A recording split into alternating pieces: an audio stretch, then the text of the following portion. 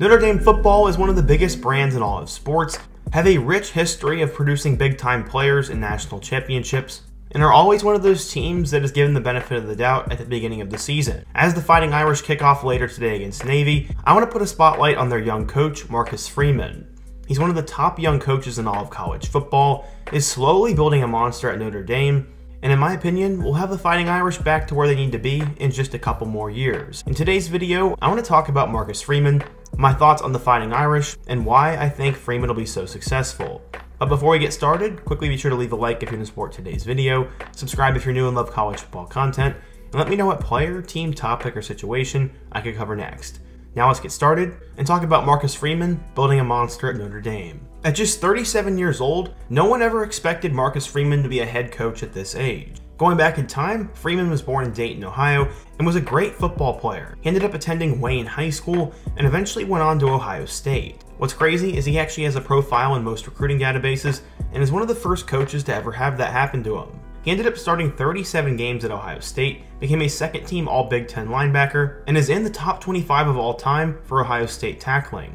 Eventually, he was good enough to go off to the NFL, as he was drafted with the 154th overall pick in the 5th round of the 2009 NFL Draft. He really didn't end up making it though, as he was waived by the Bears, Bills, and Texans. On May 1st of 2010, he'd end up being diagnosed with an enlarged heart and would decide to retire. Immediately, he went back into coaching and became a graduate assistant for Ohio State in 2010. After that, he went to Kent State before he was hired as the linebackers coach at Purdue in January of 2013. This was his first big break, as he was eventually promoted to the co-defensive coordinator in 2016 and coached up future NFL player Jawan Bentley. In 2016, he got hired away from Purdue and ended up joining the Cincinnati staff. From there, he transformed the Bearcats defense into one of the top in the country. In his time there, he transformed the Bearcats defense into one of the best in the country. The Bearcats were top 15 in rushing defense, scoring defense, and total defense. The same thing would happen in 2019, and with tons of star players, Freeman could have easily left Cincinnati. Ohio State wanted him as a linebackers coach, the Titans wanted him as a linebackers coach,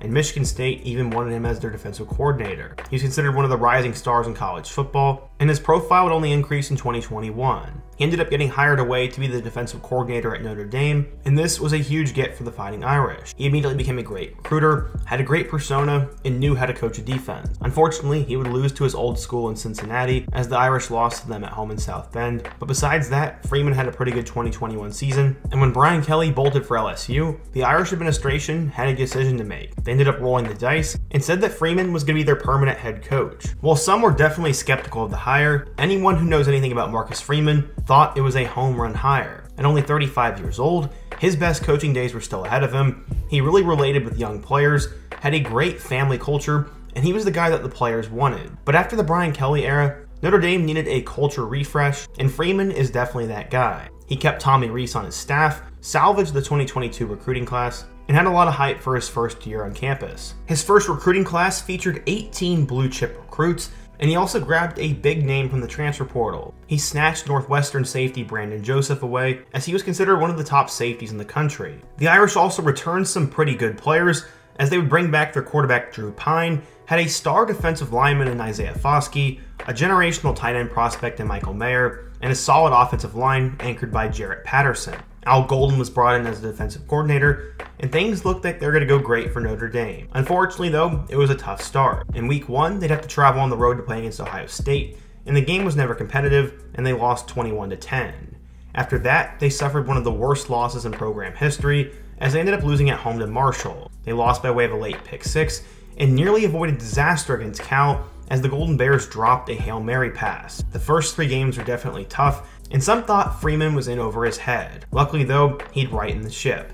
They go on the road and take care of North Carolina, a win that looked better in time, and then went over to Las Vegas and beat number 16 BYU. Those two were big wins, but right after that, they had a terrible loss to Stanford, and this was one of the worst Stanford teams we've ever seen. Now the Irish were 3-3, and the season was at a crossroad. You had a couple big wins and some really bad losses, but luckily, they would figure it out for the remainder of the year. They'd first take care of UNLV at home, dismantle Syracuse on the road, and then Freeman had his biggest win of the year in a blowout victory over number 4 Clemson in South Bend. Those 3 games were huge, but then they'd have a scare against Navy, in which they only won by 3. A win was a win though, and then after that they beat Boston College 44-0, before a matchup with USC. This game was decently competitive, and by this time the Irish were ranked number 15, but they did end up losing. They ended up having an 8-4 regular season before they'd play number 19 South Carolina in the Gator Bowl. This game was also a classic, and the Fighting Irish won by 7, leading Marcus Freeman to have a 9-win season in his first year. This was a pretty big deal. Drew Pine had taken over as the starting quarterback because Tyler Buchner got hurt. They had 3 solid running backs in Audric Estime, Logan Diggs, and Chris Tyree, and Michael Mayer, as I said, was arguably the second best tight end in all of college football, behind Brock Bowers. You saw the emergence of linebackers Jack Kaiser and JT Bertrand. Isaiah Foskey had 11 sacks, and Benjamin Morrison broke out at corner with 6 interceptions. Things were looking really good for Freeman, and then they had another insane class. Freeman's class ranked 13th in the country, and once again, he brought in 17 blue-chip recruits. This was headlined by borderline 5-star offensive tackle Charles Jagusa, a huge running back commit in Jeremiah Love, and then quarterback Kenny Minchie, who had flipped from Pitt. Freeman's work was not done there, though, as he dipped into the transfer portal to add to his arsenal. He brought in former Penn State running back Devin Ford, grabbed Oklahoma State safety Thomas Harper, 4-star wide receiver transfer Caleb Smith from Virginia Tech, and most notably, Sam Hartman at quarterback. This was arguably the top transfer quarterback available, and Freeman went out and got his guy. Hartman has been insane for Wake Forest over the last 5 years and has all the tools to not only be an NFL quarterback, but help Notre Dame compete for a college football playoff spot. While Tommy Rees was plucked away by Bama, some see it as a blessing in disguise, and Freeman would promote his tight ends coach Gerard Parker to the full-time offensive coordinator role. They also return Al Golden for his second year and are led by multiple talented players. You have a potential top 10 pick in offensive lineman Joe Alt, one of the top returning linebackers in the country in JT Bertrand, the best safety on the team since Kyle Hamilton and Cam Hart,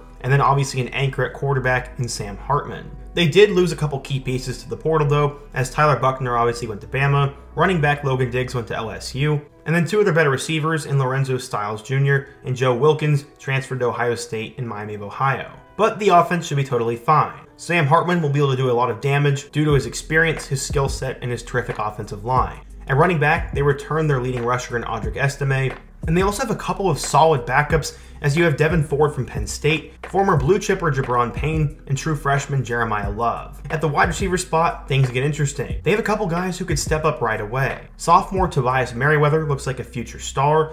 Their former super athletic running back Chris Tyree became a wide receiver this offseason, and they also bring back Jaden Thomas, who everyone has been gushing about. Behind those 3, you have Rico Flores Jr., Matt Salerno, Jaden Greathouse, Deion Colsey, and you would have had Caleb Smith from Virginia Tech, but he recently medically retired, sadly. At tight end, you're going to see 3 guys play. It'll be Mitchell Evans, Holden Staves, and Davis Sherwood. All 3 of those guys have potential to be the next great Fighting Irish tight end, and I'm sure one of them will prove himself pretty early on in the season. The offensive line should be solid, and they will be anchored by Joe Alt, and one of the top right tackles in the country in Blake Fisher. The defense is also littered with experience and talent, but many are wondering, how will the Irish do this year? Well, we'll find out a little bit more today. The Irish open up in Ireland against Navy, and it'll be great to see these 2 teams playing in week 0.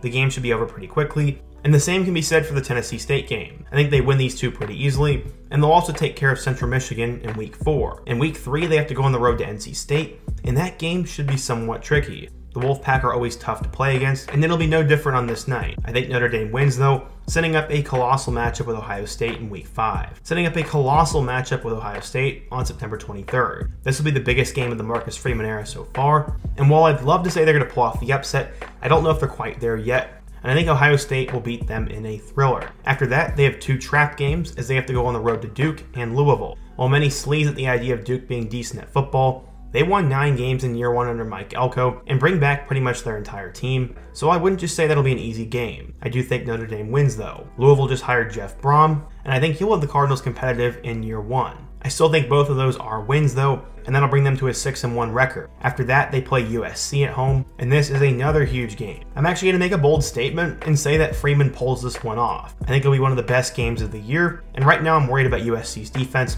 so I'm going to say that the Fighting Irish win this one. After that, I think they're going to beat Pitt at home before they have another really challenging game on the road against Clemson.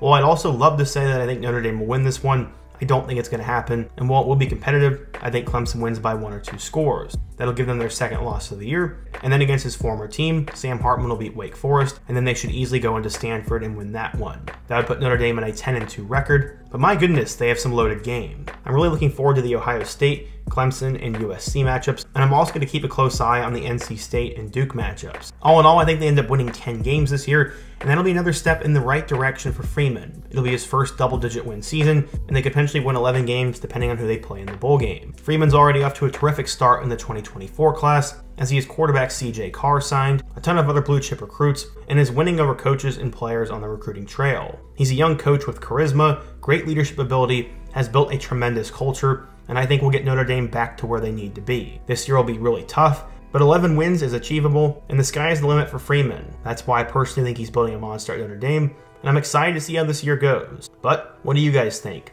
If you're a Notre Dame fan, what are your expectations for this season? What do you think of Coach Freeman?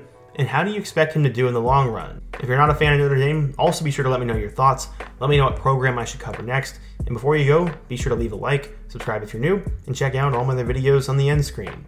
Hope to see you guys again soon, but until next time, peace.